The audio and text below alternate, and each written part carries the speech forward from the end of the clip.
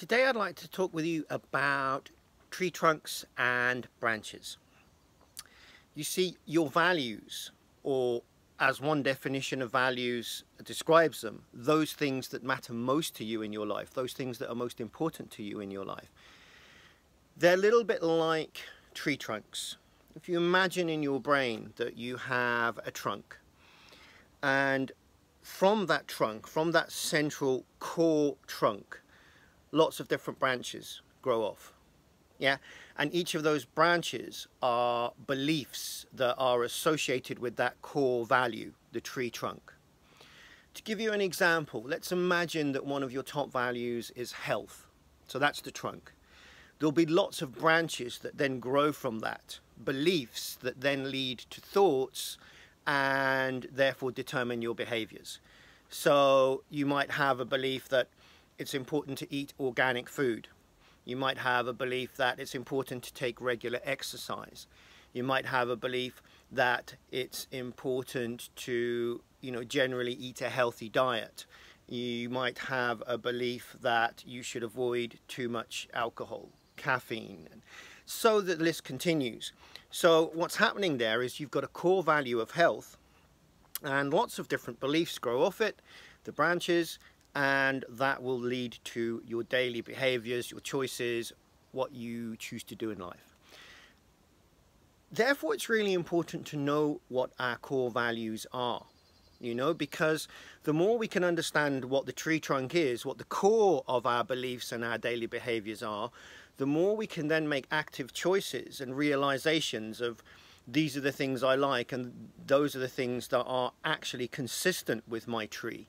And those are the things that is actually from a completely different forest. It's just not me. It's just something that is foreign to me and something that I'm going to be challenged with. And once we know that, we can make more active choices. A, to make sure we are much more in line with our own tree and branches.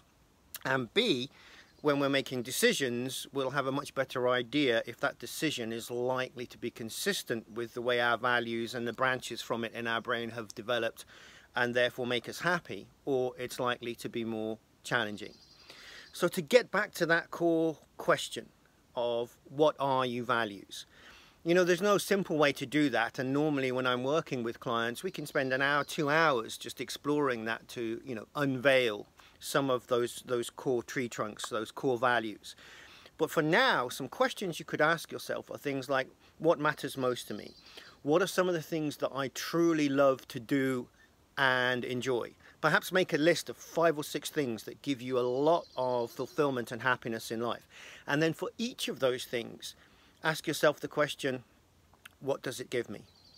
What do I get from that? So it may be that you like sailing, but obviously having a sailing boat is not a value. But if you think about why you have that boat and why you enjoy going out onto the river or the lake or the ocean, maybe it's about freedom.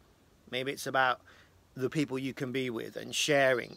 Maybe you get back from that a sense of,